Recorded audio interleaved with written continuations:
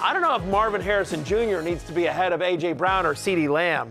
Like, I feel what like... What about Barry 29? What's his number? What his numbers looking like? Right on cue after that question, comment from Stuntman Chuck 85. Question for Jay Lawrence. Is this the year to get off the Barry bandwagon before it breaks down for good? Or is he aging like James Conner and Derrick Henry, and we should stop asking, is this it? Yeah, Matthew Berry's some big Todd Gurley potential. You gotta make that trade, in your dynasty leagues. Get off of Matthew Berry. Get on a young stud like Lawrence Jackson Jr., Jay Croucher, Connor Rogers. Yeah. Fantasy Football Happy Hour with Matthew Berry. Happy Friday. Welcome to the Fantasy Football Happy Hour. Connor Rogers, Matthew Berry, Jay Croucher.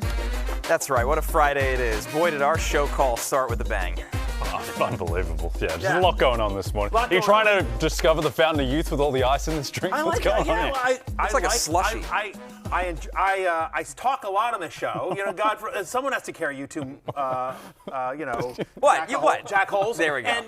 And and we're live on YouTube, so I'm trying not to get my bosses upset. So I like water. So sue me. Okay. It's one of the reasons why I'm able to, much like James Conner and Derrick Henry, stay so fit and be able to continue to perform at a high level. Yeah, good yards after contact for Matthew Berry. Big news day. Any yards after contact are good yards for me, candidly. We're going to talk Quinshon Judkins, Chris Godwin, A.J. Brown. But for the first time this season, we are going to break down a mock draft. Our colleagues at Rotoworld, our friends at Fantasy Life, have their latest mock-up. It's on NBCSports.com. Take a look at who participated in this. We didn't, so we actually just get to analyze this mock draft without bias, believe it or not. Of course, member of the show, Lord Don't Lose, Lawrence Jackson was in this draft. He had the number one pick, followed by Denny Carter, frequent guest, cameos on this show. A friend of the show. What the mainstream media doesn't want you to know, he's all about the conspiracy theories. Of course, DJ Short, analyst, and he sort of runs the show here, content-wise, at Rotoworld. Somebody has to. Christopher Crawford, Eric. You like Eric Lindbergh's description? Super fan. Yeah, like, how did he get in? He just snuck in the draft. Just snuck in. A lot of fake names in this draft board, let me tell you. Yeah. Eric Lindbergh was one of the scientists on Oppenheimer. There's no question. Now he does fantasy football. One of our social media content creators and writers for Fantasy Life, Cooter Doodle. Cooter Doodle is, and by the way, she's an amazing follow on social media, and I have said this many times, and I haven't figured it out yet. Cooter Doodle is either the best hire ever made or the worst. And we still haven't figured it out. It goes day by day. Goes day by day. But I love her. Ian Hartitz also just absolutely crushes for us. So we love to see Ian and Cooter Doodle. Never thought, I bet you Amanda, and that's her name, I don't think Amanda ever thought that the name Cooter Doodle would ever be uttered on national television. But there you go, Coot. Thanks for Coot. That's her nickname at the at Fantasy Life HQ. Yeah. Well, now her real name is out there. She's public. Her last name isn't. Like people know.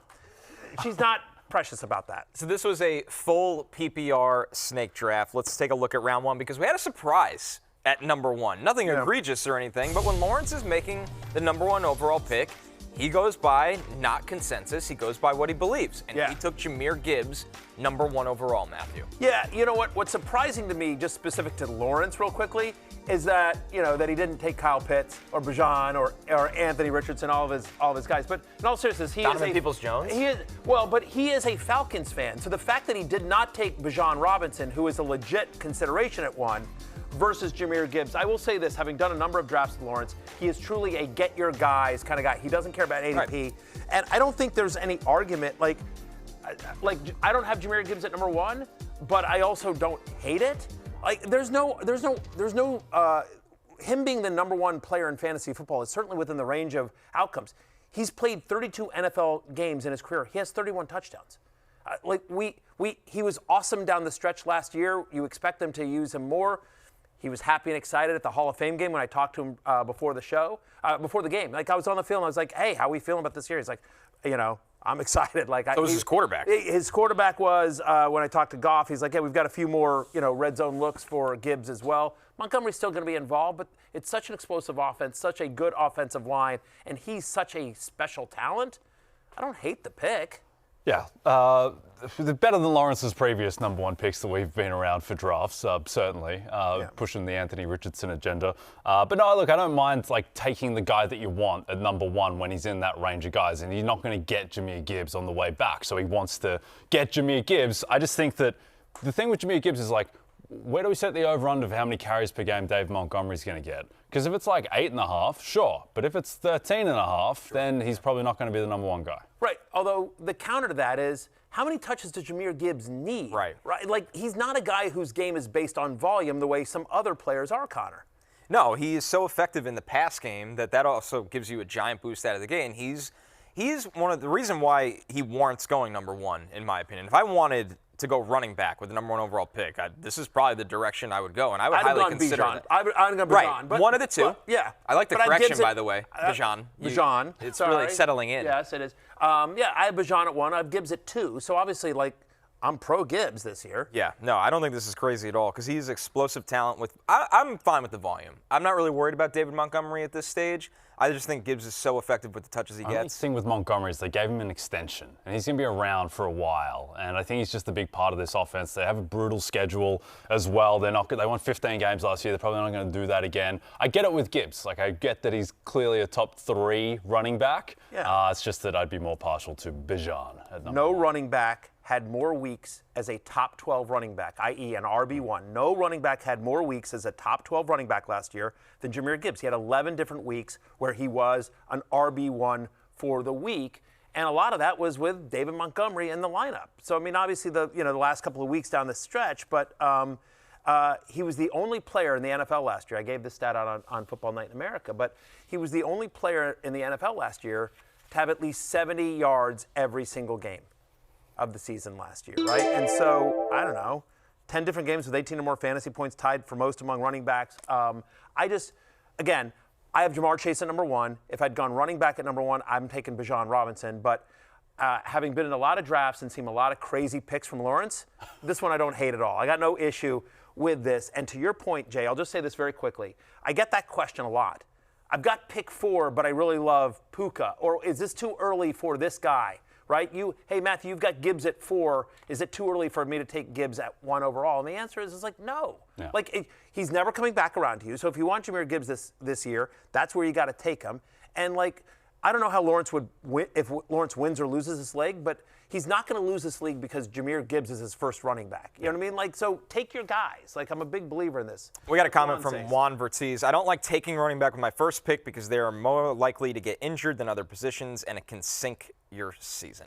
Sure, but it's a violent game. Like, that's true with any player. I mean, like that would be the argument for not taking Derrick Henry last year or James Conner or something. Like, and they all stayed healthy relatively. Like, other than McCaffrey, most of the big name running backs stayed pretty healthy last year. Yeah, I think on average, running back, just the attrition rate is the average starting running back will miss a median like 2 games per season, which is material, but also it's not like they on average miss, more than a month. So wide receivers generally more stable in terms of projecting production in terms of health, but it's not like the gap is that significant. And when you're talking as well about guys like Jahmyr Gibbs, Bijan Robinson, like these are young guys who have less injury risk than, say, a Saquon or a Christian McCaffrey. The other thing I will say is, like, if you're going to take a running back, to your point, Juan, about, like, if you are going to take a running back early, you like those running backs that are involved in the passing game, that aren't going up the middle off tackle 18 times a game. So guys like Gibbs or Bijan or McCaffrey that can get in space where a lot of their touches are going to be targets. And we always talk about this, targets more valuable than carries. Let's look at round one more time, because back to that point, and yes, running backs are more likely to get hurt, but guys, Nico Collins had a hamstring last year for multiple games. Puka Nacua has been banged up in his young career already. Malik Neighbors right now has been missing a ton of time in camp. It's some kind of foot or toe injury. He's been banged up. He was banged up as a rookie as well. McCaffrey, obviously, that's a running back, but we know his injury history. And then Justin Jefferson has missed time in camp. So I just think players get hurt in the NFL. If you think a guy's a great talent and warrants a pick, I wouldn't get too tied up in not taking a running back. But superfan Eric Lindbergh taking McCaffrey at 7, I think that's a steal. I'm surprised he lasts that long. I get the injury concerns on McCaffrey, but again, it's true with any player in the NFL. If McCaffrey's right, if I could guarantee you today that Chris McCaffrey plays every game this season, he's the #1 overall pick.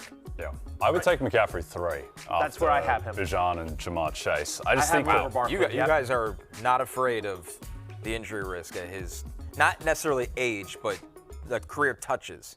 I am. I really want nothing to do with McCaffrey at that cost, just because it could sink your season very easily. Yeah, I very think easily. The thing with McCaffrey is that the injuries that he dealt with last year, it's like Achilles tendonitis, and then he did his PCL, which is kind of an isolated incident. It's not so much that he has a degenerative condition like Todd Gurley had. And I think that McCaffrey, with the way that he takes care of his body, with the way that he trains, by all accounts, he looks incredible in training camp, so he's back to normal. So I think that for the most part, running back injuries, when you don't have a degenerative condition, it's more just about randomness. Like, is your foot going to get stuck under a lineman or whatever? And so I don't think McCaffrey's injury risk is materially higher than like Saquon. And this is going to sound insane, but one of the reasons why he didn't come back, remember last year he was supposed to?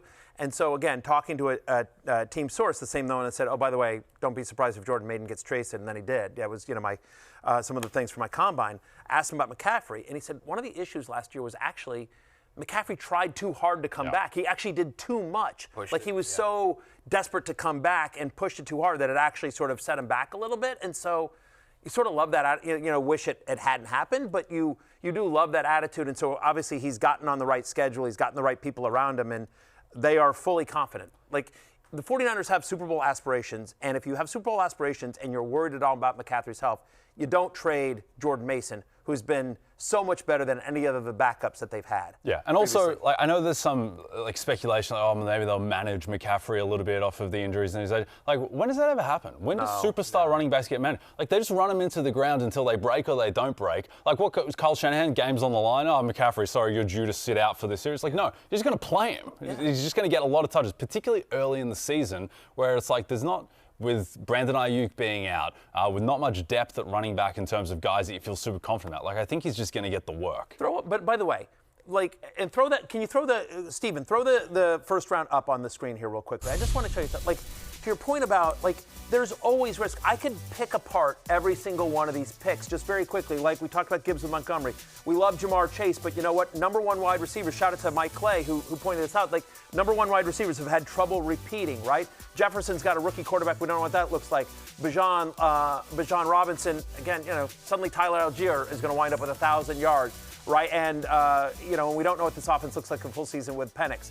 CeeDee Lamb, again, Dak, right? Saquon with all the touches. McCaffrey, you mentioned Neighbors. Monroe St. Brown. Does Jameson Williams take more touches away from him? Ashton Jeanty, he's a rookie. We haven't seen him. Team's got a 6.5 win total. Nico Collins has had injury issues. And then you get to Puka Nacua, and I want to talk about Puka here. Let's talk about that situation. Yeah, at 11 here.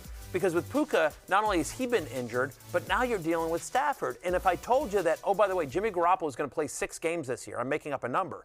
If I told you right now that Stafford's missing 6 games this year, how confident are you in Puka Nacua, who has to deal with his own injury history? He's missed games every year of his NFL career. And oh, by the way, Devontae Adams, who has basically throughout his career earned a 30% target share. Yeah. It's something like 29.7 or something insane. Devontae Adams' career target share is massive, and we always talk about how you earn targets. If Devontae Adams is on the field, he's going to get open, he's going to earn targets. So how confident do you feel about Puka at 11? Yeah, particularly if it's Jimmy G at quarterback, because if Devontae doesn't get targets from Jimmy G, he's going to kill him in the locker room based on or he gets hospital balls. Yeah, indeed. Which happened in practice already. I think going back to the wide receiver running back I think you can nitpick anyone. Sure. I feel safer about CeeDee Lamb and maybe a couple others, but there's always questions about what Dallas is going to look like this year. Does Pickens take stuff away from Lamb? Blah, blah. I think with the running back, I think that Puka Nacua is a bigger injury risk than Bijan Robinson or Jahmyr Gibbs, just with the fact that he has been banged up in the NFL. And also, he plays like a running back. He plays the most violent wide receiver style in the league. I do think that in terms of his immunity to Stafford being hurt, he does get a lot of design touches, a lot of screen, a lot of short stuff, but still, it's a concern with Stafford. It's a huge drop-off to Jimmy G if that's the case. And also, even so, I thought Stafford showed signs of decline last year as well, even without the injury stuff this year. So some red flags around Puka. Certainly he's got a huge upside, but he's lower floor than other guys in this range. By the way, amazing, Connor, to hear Jay Croucher just completely throw Puka under the bus After the picture. Again, Jay Croucher's. The four of us did an interview with Puka. A great interview. But the way it laid out is Puka was next to Jay on the table, and so his Twitter profile picture for 6 months was just Jay and Puka. Yeah. Cut us out. Apparently Connor and I didn't even exist there as well. So now you still don't. Yeah, I'm sure we don't. But the other thing about Puka here, anyway, we love Puka. Obviously, he's going to have a monster year, friend of the podcast. But to your point about risk, if you think about, Kyren Williams just got paid. And we know that when they get in close, they like to run. I mean, Kyren Williams gets, all these touchdowns. And there may not be a better red zone wide receiver over the last 5 years than Devontae Adams, right? And if there is, it's a very short list. So now I think there's a very easy argument to be made that, when they're inside the 20, Puka is at best the third option to score on that team this year. Now you're dealing with the injuries. So I've got notes. I'll just show you. I got notes in my little sheet here about Puka Nacua. Let me read you the two notes that I have here for Puka. 21.8 points per game and 37% target share in his completed games last season. 17 or more fantasy points in 88% of his healthy games. Even the pro Puka notes have to have these health qualifiers to them. Anyway, we love Puka. I'm more. There it is. There it is. Yeah. Well, you really wouldn't think Matthew and I exist. Right, and you Not wouldn't a think sight that of Jay us. Croucher, just mere months after this picture, would be sitting on national TV trashing him. I'm not slandering him. About him. I just don't want my boy getting hurt. I don't want my boy to have a quarterback, which I'm not sure he does. If it's That really beautiful makes you Jimmy G. think, Yeah, you can't trust Jay's Jay. soulless. Yeah, he's Soulless. Backup producer Pete's words were godless. Godless. He is godless and soulless. Yes. Yes. He Unbelievable. He is everything Vicious less. terms. He is godless. He is soulless, and thanks to Joe Flacco, he is moneyless. It's true. That's right. Don't have much. What do you have? Yeah, the kids. That's it. Yeah, the three kids. The kids They don't have any and money. used WNBA jerseys. Yes, The yes. secondhand WNBA jerseys. Piles I of got New York that. Liberty Piles of jerseys. New York Liberty I got jerseys. Brianna Stewart. Yes. Here's round two, by the way. So if you're wondering, the options, if you did not want to take Puka Nacua there at 11, Brian Thomas Jr. kicks off round two to Kyle Dvorchak. Then you have Derrick Henry, Brock Bowers, Bucky Irving, Drake London. Now, do you think the combo is, would you take both BTJ and Drake London if you wanted a receiver over Puka at this point? Because we know the volume both of those guys are guaranteed. For sure. Listen, the anti-Brian Thomas Jr. argument, and again, you're nitpicking at this high level. The argument against him is merely a lot of his production last year came with Mac Jones, and we don't know the impact Travis Hunter is going to have on this. But I think but certainly there is absolutely an argument to be made for Nico Collins over Puka, for BTJ over him, and even Drake London. Yeah. Again, they're all right there. They're all alpha wide receiver ones. Yeah, my concern with Brian Thomas Jr. is he's the only guy in this mix where I'm not 100% sure he's the wide receiver one on his own team. That's a concern just with the variance around Travis. BTJ's going to be fine. He'll throw a lot. They'll get volume. But just do worry that there are worlds where Travis Hunter gets, 1,200 receiving yards. Absolutely. And he's playing 80% of the snaps, which Liam Cohen said that he would. So that would be the concern there. Your man Ian Harditz on Twitter a while ago, he tweeted about just Jonathan Taylor and the fact that if anyone is in line to have the season that Saquon did last year, where it's of course he had this incredible season where he flirted with 2,000 yards. If you look at Jonathan Taylor's past 17 games when he's been healthy, it's almost 1,800 rushing yards, 15 total touchdowns. He was a monster down the end of last season. I wonder if we just get to the end and say of course Jonathan Taylor was a tough running. Here's a couple things. First off, Ian Harditz is an amazing follow on social media at iHarditz. At iHeartIt. Unbelievable follow, and obviously we love him at Fantasy Life. He does a great job for us. To me, it's both sides of that coin, though, right? That Jonathan, there's absolutely amazing talent, breakaway speed, run-heavy offense, play indoors, not a tough division. There's no scenario that we've seen it before, right? I mean, if a year from now, if we're sitting here wow, Jonathan Taylor, number one running out in fantasy, that's not crazy. That's certainly within the range of outcomes. The concern here is the same concern that we had with Saquon last year, which is that he's not really been involved in the passing game. They don't throw to the running back all that much, and that he does have competition at the goal line from his quarterback, whether it's Richardson or Daniel Jones. Obviously they're not Jalen Hurts, but both those guys, I think last year were top 5 in terms of designed quarterback runs inside the 5-yard line. They're both goal line threats. So then the answer is that was the issue with Saquon last year that we talked about. And, oh, by the way, we were right. He did get vultured to the goal line by Jalen Hurts. They didn't throw to him that much. It ended up not mattering because he kept breaking off these 60-yard runs that make your weekend, that make your week on one play. And Jonathan Taylor has that kind of upside. He can, but that's what you're banking on, and that's why it's a narrow. It's a narrow thread that you got to hit there. I'll add to that. Don't forget, too, Tyler Warren can actually eat into Jonathan Taylor's touchdown equity. Yes, he caught 8 last year, and that's a different conversation. He also ran for 4. So is there a world where, hey, we're actually going to try the tush push at the 1-yard line with Tyler Warren, even if you're like, okay, now Anthony Richardson's out, Daniel Jones is in, who's a viable runner, but he's not Richardson's body type to move the Oh, now it's Tyler Warren time. So I get it, the argument with Jonathan Taylor, and it's totally valid. But there is also a side to it. Is this offense effective enough that he's great? And then, 2, is there some sneaky touchdown equity problems? They're to be number 1. Not a top 5 running back, but to be number 1 or 2. I think he's going to have a monster year.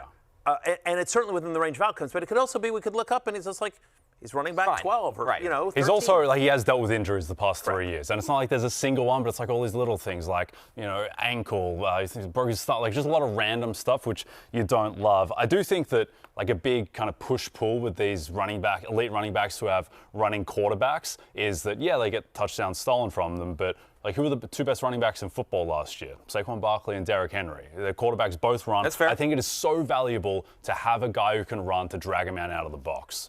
The issue with the Colts is that like Jalen Hurts and Lamar Jackson, they can throw down the field. Right. I'm not sure anyone on the Colts can. That's exactly right. There's a threat there where you have to play back. And so, I mean, we've done studies over the years in terms of fantasy, and generally speaking, running backs that have mobile quarterbacks that run, tend to do better, right? Because they do the RPOs, and you got to keep a linebacker spy, and you can open up more running lanes. And to your point, whether it's Lamar or Hurts, you have to respect Zay Flowers or A.J. Brown or that passing attack. So you're going to see empty boxes a lot of the time. They are going to have to. Anthony Richardson or Daniel Jones is going to have to be enough of a threat down the field that there's some empty boxes for Jonathan Taylor, or lighter boxes, I should say. But I mean, listen, I do think it's good value where he got him at the end of round 2. Speaking of round 2 running backs, Chase Brown, Matthew, recently moved ahead of both Jonathan Taylor and Josh Jacobs in your rankings. Yes, sir. Eric Samulski takes him here at pick 20, right after we saw Bucky Irving and Devon Achane go in front of him. Love the value of Chase Brown. I think there's an argument to be made that at the end of the first round you could take Chase Brown, right? He saw 95%. Once he became the starter in Week 9, 95% of the touches, 95% as well, and produced at a massive level, produced at a top 4 fantasy running back level, and so. No competition for touches, no competition at the goal line. They're not running Joe Burrow. They're not running the tush push with Joe Burrow. So when they get in close, it is going to be Chase Brown. He's a good pass catcher as well. It's an explosive offense. It's an offense that's going to be in scoring position quite a bit. And so massive volume, talent on a good offense. Like, I feel better about him than Jonathan Taylor. I feel better about him than Josh Jacobs in terms of just pace of play and explosiveness. Yep. The one thing with Chase Brown, I don't have any aversion to Chase Brown going where he's going. The one thing is that the 3 offenses last year that had the highest pass rate over expectation in the red zone. So when you get in close, are you over-indexing on running or throwing? The teams that threw the most the teams that had Patrick Mahomes, the team that had Joe Burrow, and Aaron Rodgers, who kept on checking into pass plays at the goal line, which I thought was hilarious. But they throw the ball a lot when they get in the red zone because you got Ja'Marr Chase and T. Higgins at the same time. And why wouldn't you? Right. Yes, exactly. So that is the one pushback against Chase Brown. He's probably not going to get the ton of red zone work that you would hope that, a top 10 running back would get. But again, very high floor, no real playing time threat whatsoever. On the back end of round 2, Denny Carter takes Ladd McConkey, wide receiver 12 for you, Matthew. Does Keenan Allen landing there do anything to Ladd McConkey's value? I was going to ask you the same question. My take is that he does not. I agree. That again, they love McConkey. He's taken that over. To me, Keenan Allen re-signing there is more about we have Quinton Johnston, who has struggled so far in the NFL. We've got Trey Harris, who is unproven. We've got KLS, 5th-round pick that we think we found something, but also unproven. Mike Williams retired. Right, Mike Williams retired. Josh Palmer is now in Buffalo. we have Justin Herbert. And so, by the way, even McConkey, as much as we like McConkey, second-year player. So, hey, here's a guy that knows the organization, that knows the city, that's a veteran player that can be a veteran leader in that room and help move the chains. Obviously has a connection with Justin Herbert. There's no like, hey, nice to meet you. Like, they played together for years and years and years. And so I think it's more about the rest of the depth on the team than it is about Ladd McConkey. It feels like comfort food for them, where it's like, we know we have in Ladd McConkey. We're excited about him. But after that, they're kind of high variance, right? Like QJ is a very high variance player. Trey Harris, I love Trey Harris in college. He was hurt a lot of last year. He'll make a spectacular play for Jackson Dart, and then he's a guy also that doesn't always separate all the time. So it just feels like, Jay, this was more of a let's increase the floor of this room, especially after a veteran retired on us. Yeah, I think the concern for the Chargers' pass game overall is just that, they want to run the ball a ton, and everything they did in the offseason spoke to that. Take Amari Hampton in the first round. You sign a name running back in Najee Harris in free agency. Obviously, Rashawn Slater going down hurts their ability to run the ball, but that's what they want to do. That's what Greg Roman and Jim Harbaugh want to do. I just don't think it matters because Ladd McConkey is going to get all the passing game work. I just think it means that, there's probably only going to be one Chargers receiver that tops 800 receiving yards, but it's going to be Ladd McConkey. Real quickly on McConkey, I'm just curious, because coming out of college, we all liked him out of Georgia, but this was a guy that was not a full-time player. And I think the thought was like, well, he's going to be a nice role player in the NFL, but we never saw it at Georgia. Are you surprised at how much McConkey? I remember you liked him. I have him on my dynasty team because you talked me into him. And so thank you for that, by the way, because I do these dynasty leagues, right? We do it before the NFL draft, which is insane. My dynasty league, we do it before the draft. And so I haven't had a chance to study all these guys. So when I go to that specific dynasty league draft, I'm literally just like, yo, Connor. And we've done well the last 2 years. I was going to say, we've had a couple good drafts. We've had Tyrone Tracy is yours, Ladd McConkey. So we've had some good hits. But my question to you is, on McConkey, are you surprised at how much he's become a superstar? Because I think the thinking out of college was this is going to be a nice slot player, a nice role player. It is a little fast for anyone, right? Sure. I mean, this is somebody that was an excellent separator inside and outside of college. You don't see a lot of guys that size that also consistently went outside. Obviously, you prefer him to be in the slot. But also it was Georgia. Georgia's a powerhouse on defense. They can always run the football. They also had Brock Bowers there at the same time. He didn't need to be Superman in that offense. He just kind of was more of a timely plays kind of player. So it feels like somebody where it's actually his best football is ahead of him at the NFL, which is not very common. So my last question is... He's a great talent. So you don't think last year was a fluke? Not at all. That he was the only guy in town, so that it was just, but he's a legitimate... When you're a high-end athlete, you're a top-line separator, and you always catch the ball, you will succeed at the NFL level. Especially when you have a quarterback like Justin Herbert. And you're in the right offense where the quarterback can get the ball to you. So he's obviously got a big boost going from Georgia's pass game to an NFL passing game, and we're seeing him kind of reap those rewards. Let's move over to round 3, guys, which was kicked off with Lawrence back on the board here. He took Tyreek Hill at the end of round 2 and then kept the wide receiver trend going by taking Garrett Wilson at the top of round 3 right there. And then, Matthew, I think that the bigger trend here, though, with this round as a whole, is just the elite quarterbacks all come off the board in a really, really tight window. Eric Samolsky takes Josh Allen in the middle of this round. Lamar Jackson and Jayden Daniels go back-to-back. Superfan Eric Lindbergh took Lamar Jackson. Cooter Doodle took Jayden Daniels. So all three of the elite quarterbacks come off the board here. When do you take one? And do you want one this year? I do. I mean, I want one of those guys. And I will say, I wonder if, and no one's a bigger Jayden Daniels fan than me, but I do wonder weirdly if Jalen Hurts is actually a value this year, because I don't know that there's a massive difference between Lamar Jackson, Josh Allen, Jayden Daniels, and Jalen Hurts from a fantasy perspective, right? Everything that has lined up for Hurts is still there. The tush push is still legal. They still have a very good offensive line. They still got A.J. Brown, Devontae Smith, Dallas Goedert, Saquon out of the backfield. And so I have seen this scenario play out quite a bit, which in the third round, those 3 quarterbacks go, and then Hurts goes in the next round. And it's always just I don't think there's a round of difference.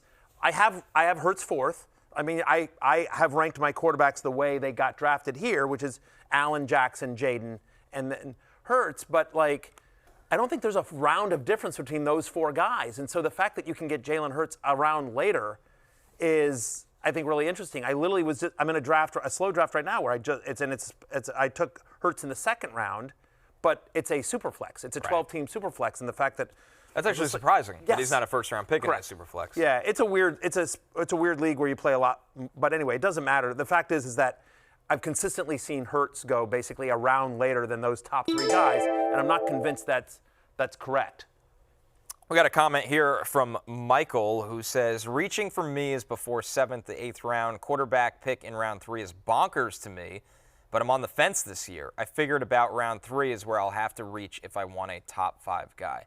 Isn't his profile Michael's- picture Lamar Jackson? Michael's going through a roller coaster of emotions. Right. He thinks it's going on? insane to take a quarterback in round 3, but he wants a top 5 guy. Right. Flicky. You got to choose. And literally his avatar is Lamar Yeah. Jackson. You're not getting him. He's clearly an LJ fan, and then Yes. what are we doing here? Let's talk you through this, Michael. All right. So I think the thing with Jalen Hurts, and as it pertains to this in terms of where you do want a top 3 guy, I do think there is a big drop off between the top 4 and then Joe Burrow, Patrick Correct. Mahomes, those type of guys. So I do think that we're probably in the world now where you really do want to get one of those guys in round 3 because of that drop off. And with Hurts, and why I agree, I do think that he's in that tier and there's not much differentiation, is that they cannot run the ball any more than they did last year with Saquon. Like, he's just not going to get 480 touches again. It's just not going to happen. And I think we forget with Jalen Hurts is that 2022, he had enough passing volume to be the MVP favorite with like a month left in the season. 2023, halfway through the season, he was the MVP favorite again before the wheels came off of Philadelphia. And then last year, they have this new offense. By the way, the offensive coordinator is gone. So it's at least a new coordinator now. So I just don't think that they're going to run the ball as much. I think that this is going to be more of a passing offense than it was last year. It's going to be more A.J. Brown, more Devontae Smith. He's still got those elite weapons. So, yeah, I think we see a statistical bounce back for Hurts in the passing game. In my overall top 200 ranks, which you can see on rotoworld.com for free, I'm a company man. Josh Allen's 27, Lamar Jackson's 28, Jayden Daniels 29, Jalen Hurts is 34. I mean, so like I have them all right there. I have only 5 spots. So the fact that and we'll get to the Jalen Hurts ends up going to Ian Hartitz in the next round, in the 4th round, 38th versus, it's pretty interesting. I will say, shout out to RotoPat, picking my ride or die, Omarion Hampton, who goes as the number 12 running back. So starting to creep up there. Let's go. I fear Rotopat cooked in this draft. Yeah, he really did. We'll pick our favorite drafts I'll tell at the you, end of this. And real quickly, it's interesting seeing because RotoPat had a great draft. There's no question about it. And so we have a decision in the League of Assholes this year. We have a decision in the League of Assholes. So our dear friend Big Show no longer with our show. Big Show is working elsewhere in the building. And so we have to replace Big Show in the League of Assholes. Not in our hearts, of course. We love Big Show. But we are, it is a show league. He's not on the show this year. Is he finding that out now? I don't know. I don't know. It's not my job to, handle this. You're not the commissioner, to be fair. You've screwed it up. Hey, Big Show's still in the league, but we're talking about bringing in Medium Big Show is not in the league. Big Show's in the league, isn't he? Big Show was in the league last year, but he's not on the show this year. Stephen was telling me he was in the league. I don't know if he's in the league anymore. No, he's not in the league. Usually, typically, you have to be actively working on this some show. capacity of the show to be in this league. Because that's the whole, the whole banter. premise. It's all how much we talk about this I'll league. let you continue your point. My point is that we have an opening in the league. And so we have a new researcher, Medium Show, that we've called him, Zach, but Medium Show. And so does Medium Show get in? Or RotoPat. There's been a lot of clamor for RotoPat, who's obviously, our friend and colleague here at Rotoworld and appears on the show occasionally, not as much as Denny, but Denny is in the league. Yes. Tell us how we solve this. I'd like some suggestions. Can we get some votes? Do you guys want RotoPat, who you guys know, who might be a ringer, by the way, because he crushed this mock draft. And he wins our Guillotine League. He won our show Guillotine League each of the last 2 years. I may not want RotoPat in this thing. The competition I'm the 2-time level. defending champion. Why do I want more smoke? No, I would rather just crush you guys. I would rather just... No respect for Medium Show at all. No. Yeah, to be fair, he's a total wild card. He is a wild card. He told me, though, he's a big fantasy player. He's super excited. I think he's working on a bunch leagues. of different stuff at NBC, but this is his favorite thing because he gets to talk. Medium Show has a little it could be a fantasy Rain Man type operation. Yes. Just comes in here and just crushes Matthew Berry. Endless It'd be spreadsheets. glorious. Here's round 4, by the way. Listen, Big Show had never played fantasy before last year and made the semis. Right. Yeah, so those show Makes you think the whole league was a fluke. It does make you with an question the unrighteous validity of the winner. league. Yeah. Yes. He's a researcher who spent 6 weeks listening to us talk about fantasy players he's a hardcore sports and NFL fan. He just had never played fantasy before. But like after listening to us, it just shows you how good the show is. Because he spent 6 weeks listening to us talk about it, and then he came in and beat you two assholes. The truth of the matter is like I don't think it's maybe it's not about luck. Maybe you two need to up your game. You ever think about that? Let's get back to the draft. Yeah. That was round 4. Godless, soulless, titleless. Titleless. Yeah. Maybe friendless now that Puka Nacua is no longer your friend. Moneyless. Yeah. Man. Yeah. I have? Childless, because he's going to New York City tonight. Yeah. He's That's right. leaving the kids at That's home. right. Big New York City. Poor stage. Sophia, once again, stuck at home with the kids by herself. Wow. Oh, God. Getting ravaged today. Ravaged. All right, back to round 4. Where Is that where we're at? We're in round 4? Yeah, it's amazing that's the only round we're at right now. Round 4, what you notice here is Rashee Rice and Xavier Worthy go back to back. Where, I mean, the question is now, Matthew, does anything change with the latest news around Rashee Rice? I think it does. I think it does because you sort of think about this, right? All right, so the hearing's set for September 30th. Yeah, there it is. September 30th, which is after week 4. Right, but we're not certain how long after the hearing we get a ruling. Does he appeal it? So we've talked about this. Let's say it takes 2 weeks, because we've seen this. It's not necessarily that there's immediately, because whatever the result of the court case is, right? Whatever the ruling hearing is, and whether there's some negotiation, and we don't know. But let's say it doesn't start till week 6, right? And now there's a week 10 bye, right? So now you're going to be without him for 7 games. What if it doesn't start till week 8? What if, there's appeal, and what if you miss him for the playoffs, the first week of the fantasy playoffs? So if you sort of look at some of the other wide receivers that are here, I think I'd rather have George Kittle. I love Kittle. DJ Moore. I think we're all sleeping on DJ Moore. If we think Caleb Williams is going to improve in a big way, and I do, DJ Moore has been quarterback proof his entire career, right. And now, upgraded. Play caller, I should say. Better play caller, more time for Caleb Williams with that improved offensive line. I think he'll be better in year 2.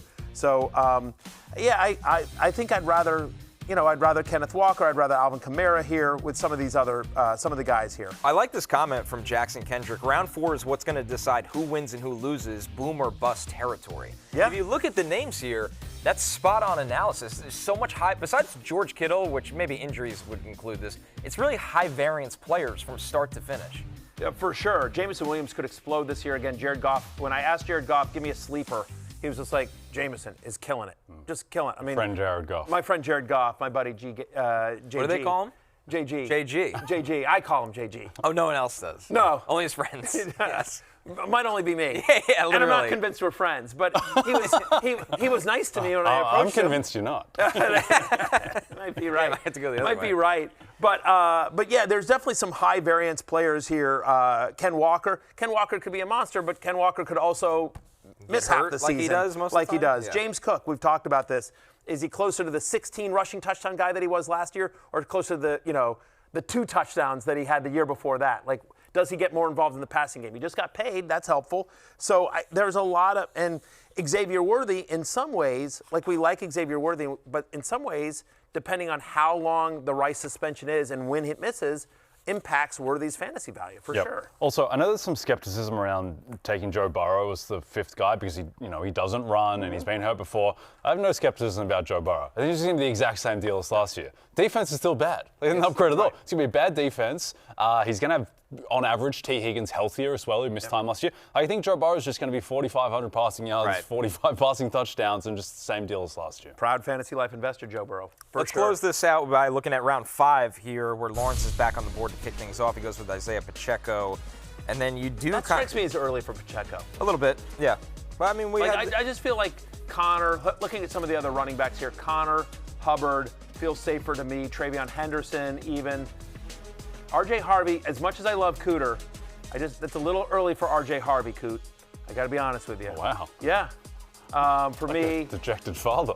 I think Dobbins is going to touch the ball more than people think, is my take on that. You get the passing game more. the veteran, yeah. And Bo Nix runs a little bit in the red zone. I mean, I think Harvey's great, but he's like a young Ja'Cory Crosby-Merritt. That's right. Some people have said Bill is better than him. Bill is better than him. I don't know. Sean Payton uses multiple running backs. He always does. And I just wouldn't discount, right to your point, He's got a quarterback that's a little bit of a threat at the goal line. They've got J.K. Dobbins, who might be sort of the power back, and they like Jaleel McLaughlin in the passing game. Like, does RJ Harvey Which is get what you need from Harvey? That's right. That's my point. Yeah. And your boy Audric Estime is there still. Yes. Kicking around. Yes. Yes. So hey, don't forget. I mean, Harvey, I'm sure will be great. That strikes me like looking at the rest of this. Like, I'd rather Jalen Waddle. I'd love Zay Flowers. Yeah, I mean, TreVeyon Henderson. Just there's people that I like. I prefer to RJ Harvey. It's amazing this happens to James Conner every year. By the way, every year. I mean, there's always guys that go ahead of him. He goes as running back 19, and we talked about this yesterday on the 100 Fact Show. I mean, like when he's been in Arizona, he's never been less than running back 15 on points per game basis. Jay, who had your favorite draft? The scientist from Oppenheimer guy, Eric Lindbergh. Thought he had a great draft. And I like it because it's really high upside. Going Christian McCaffrey at 7, who I think should go 3. Devin Achane, who, again, another guy with top 3 running back in fantasy potential.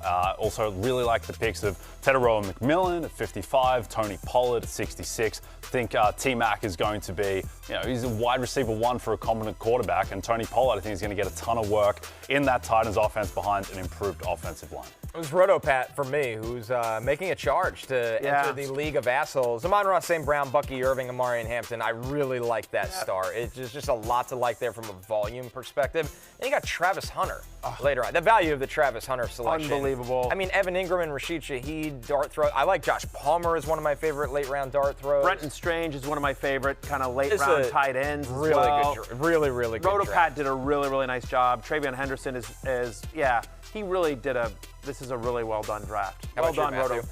Rotopat is too good. He's not going to be in the League of Assholes. Sorry, Rotopat. We love you, but, I like Cooter Doodle's draft here. I actually probably would have picked Rotopat, but you picked him. So just to give another team, You picked before me.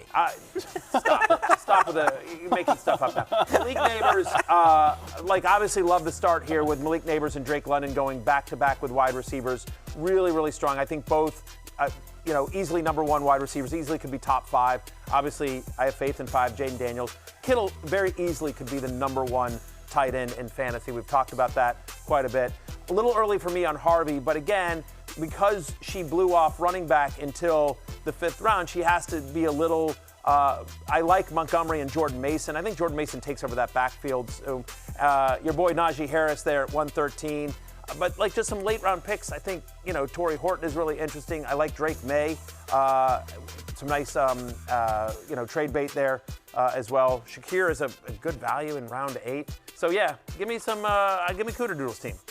We're going to take our first break. When we're back, plenty of Rotoworld player news. Quinshon Judkins, notably, right after this.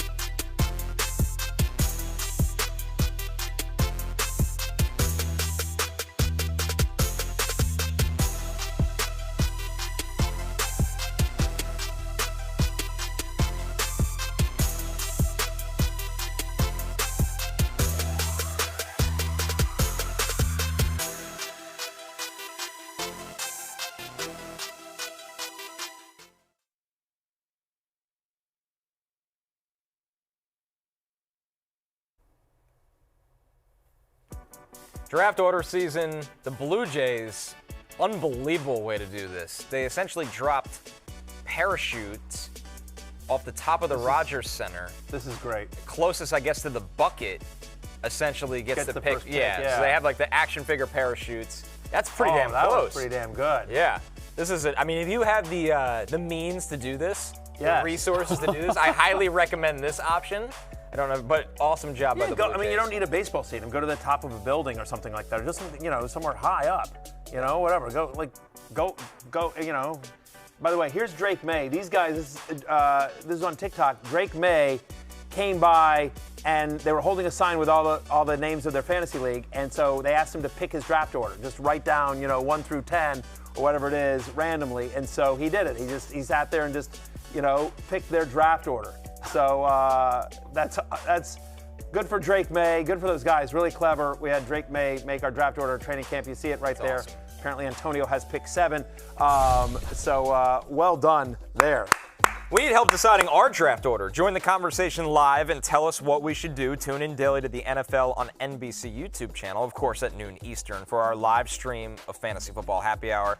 And you can still catch us on Peacock at 5 Eastern. And because of that, Drake May drinks for free. Because talk about just getting it. Yeah. First off, great job by those guys. Way better than asking for an autograph. Oh, yeah. That's a much more memorable experience. I mean, that's gone viral. Yeah, and that'll live with you. Drake May decided our draft order. Yeah. Now, here's the question. If you're in that league, how early do you take Drake May? So we love Drake May. Drake May drinks for free, friend to fantasy. But how early do you take Drake May if you're in that league? No biases at all. Right where ADP is. Yeah. He doesn't get a bump because of that. 101. Take him 101. He does not get a bump like that. Follow the spreadsheets. There you go. All right, let's get into the Rotoworld Player news, guys. And a pretty big, bit of news yesterday. This is from Mike Garafolo on Twitter, of course. The full memo from the Florida State Attorney's Office declining charges on Browns running back Quinshon Judkins. That is via Clayton Holloway. And then Garafolo tweeted over this: the NFL will continue its own investigation. League spokesman statement: we've been following developments in the matter, which remains under review. And for more on this, our very own Mike Florio broke down the latest around Quinshon Judkins. It doesn't mean he didn't do it. All it means is the prosecutors decided we're not going to risk taking an L on this one. We're not going to charge him. And so that's going to pave the way for the Browns to sign him. But, Michael Hawley, the league will still investigate. If it behaves now as it has in other cases, it'll investigate. If the alleged victim cooperates, they could still suspend him. Ezekiel Elliott, all those years ago, got suspended 6 games, even though he was never arrested. He was never even sued. He still got suspended 6 games because the alleged victim cooperated extensively with the league in its investigation. So, I mean, long story short, we're not in the clear here. We're not in the clear, but But the Ezekiel Elliott example is the only one I can think of, right? There have been other times where if charges have been decided not to been, if law enforcement doesn't decide to bring charges, that often the league will not. They'll investigate it, but anyway, whatever. I'm not a lawyer, but you have to figure that for whatever reasons the charges weren't brought, that may hinder the NFL's investigation as well. Either way, we're not out of the woods yet. It's specific to that. I'm sure the NFL will be thorough in their investigation of Judkins, but it does mean that Judkins is now in camp. And so we're a fantasy football show. We're going to break down this situation. That we're not trying to make any kind of not make light of serious accusations. The accusations are incredibly serious, and we are not in any way trying to be dismissive of them or not sensitive to them. But we're a fantasy football show, so we got to talk about fantasy football. And so my question to you, Connor, Quinshon Judkins missed all the early stuff. He hasn't been in camp. It's not like he hasn't been able to practice. Well, he hasn't even been in the facility. He hasn't met the trainer, right? He hasn't seen all kind of the early install stuff. He hasn't done kind of the basic stuff that you do when you get to training camp. How far behind is Judkins, do you think, of Dylan Sampson? And of course, you got the veteran Jerome Ford there. For some guys, this would be a big deal. In this scenario, it might not be. And maybe week 1, week 2, yes. But they took him in the top 40. This is someone that when he was a freshman and got to Ole Miss was the guy. and was one of the most impressive freshmen we have seen in a long time at that position in college football. Obviously finished his career winning a national title at Ohio State, where he also had a massive role on a national title team after he transferred right away. So there's really no history of Quinshon Judkins ever being somewhere and just not being that dude right away. So if the Browns, there's no getting him up to speed. He's a pretty pro-ready prospect. It's just a matter of, do they want to be slow ramping him up in terms of conditioning and things like that? But if you're asking me if he's a starting running back by October, I say absolutely yes. And somebody that, it's going to sound weird to say, but he is now a value in drafts, depending how much this offense struggles. But he's that talented. Kevin Stefanski's a good run game play caller. He is, and it's a part of his offense. He loves play action. That's a big part of what he does. Jay, I don't know if you're aware of this, but Kevin Stefanski, 2-time coach of the year. He won it twice. Yeah, won it twice. Yeah. A lot of people aren't aware of that, but he actually did. I'll tell Kevin next time I see him. Yeah, you should mention that as well.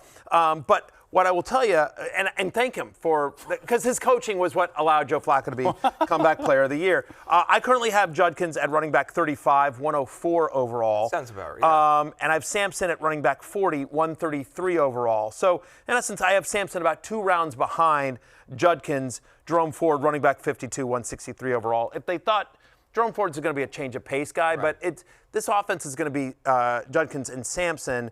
I agree with you. I actually think Judkins might be a value here. My suspicion is, again, we don't know how much the witness is going to cooperate and everything like that, but it feels like if a suspension is coming, it might not be until next year, because these investigations take a long time, and then they rule, and they meet with the agent, the player, a lot going on. And I'm on record as saying I don't think they're going to be great, but the Browns' offense is not going to be horrific. It's going to be a competent offense that produces fantasy value. You know, whether it's Judy, whether it's Njoku, whether it's the running backs. You and I love Cedric Tillman. Yep. Yeah, again, it's not going to be great, but it's not going to be a disaster. Yeah, healthier offensive line, and you've got 4, maybe 5 dart throws at quarterback to see if any of them can hit. Well, but that's the point, right? Is we're all laughing because they don't have a direction franchise-wise, but they're not going to. If somebody can't throw, if one of those guys is terrible, the next guy, there's going to be at least one guy that can run an offense. Sure. There's going to be at least one guy that can run an offense like Joe Flacco. Kenny Pickett started a number of games in the NFL. It's going to be a competent offense, and I believe that means there's fantasy value to be had on the Browns. We're going to take our last break. When we're back, last call, courtesy of DraftKings. We're looking at the most regular season passing touchdowns board right after this.